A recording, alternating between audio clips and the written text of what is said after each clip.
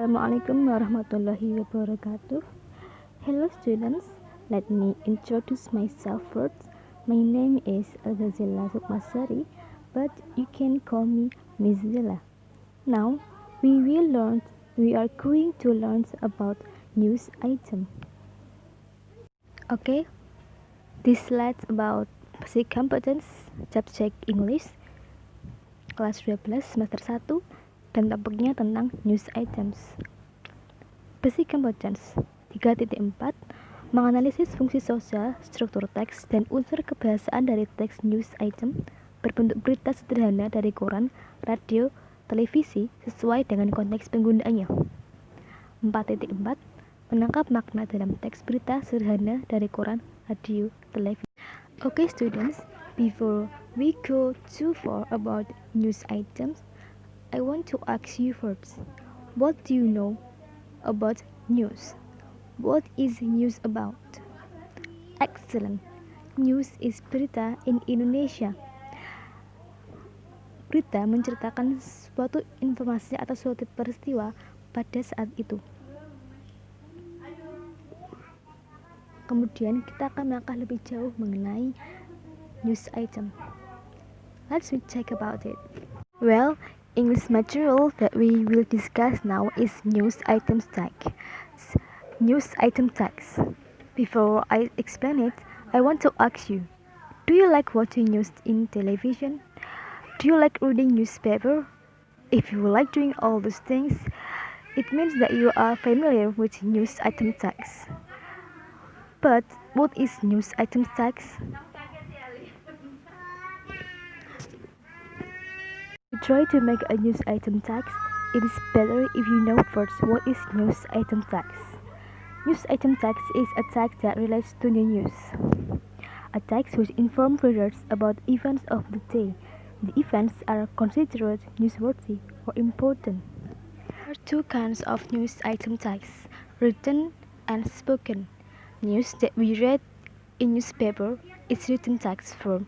News that we hear in radio or television is spoken text form.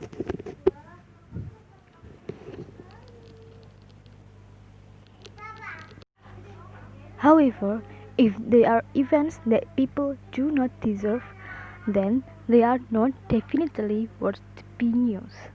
There are social functions of news items. There are two social functions.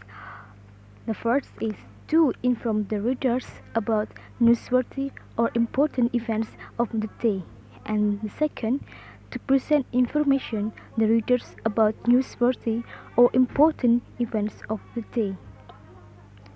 Kalau istilahnya dalam bahasa Indonesia, berita yang sedang hangat-hangatnya, atau maybe we can call it hot news.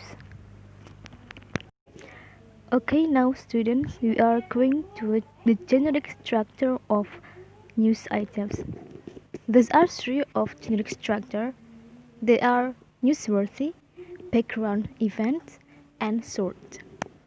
For the first, newsworthy events, it's about main events. It recounts the event in summary form. And for the second is background events.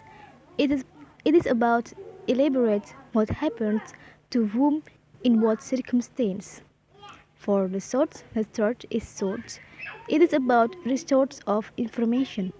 It contains comments by participants in, witnesses to, and authorities expert on the event. Okay students, you can look on the slide. Those are language features. There are 6 language features. Direct speech, adverb, past tense, focus on circumstance, material process, and formatting. About direct speech, it is about like dialogue. Ada tanda kutip di antara kalimat itu untuk menyatakan bahwa itu adalah kalimat langsung. Kemudian adverb, it is about time and place. Jangan pernah lupakan ketika membuat news item, students harus paham mengenai di mana dan kapan events itu terjadi.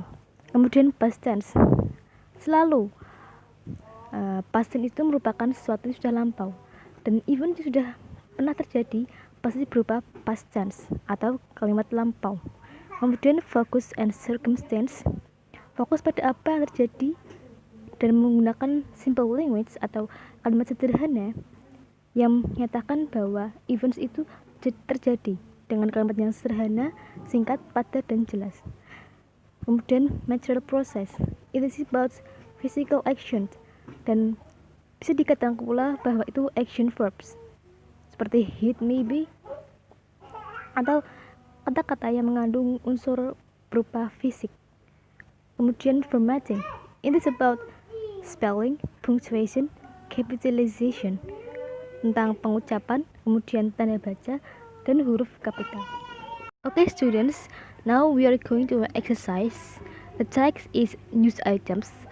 That is about President Donald Trump will bring the full force of the U.S. government to combat human trafficking.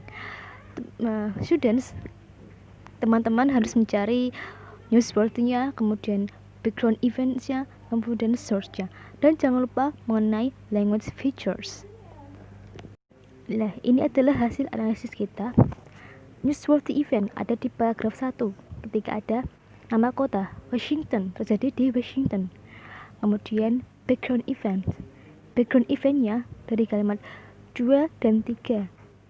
Kemudian source-nya, ingat-ingat kalau source itu biasanya according to, based on, atau kata-kata yang digunakan para saksi untuk menguatkan news item tersebut. Ini untuk lebih mudahnya, warna merah adalah newsworthy events, warna biru adalah background events, dan warna kuning adalah according to the Department of Statistics source of information. Okay student, I think enough. This is the end of our meeting today. Don't forget about language features. Thank you for your nice participation. See you next meeting. Wassalamualaikum warahmatullahi wabarakatuh.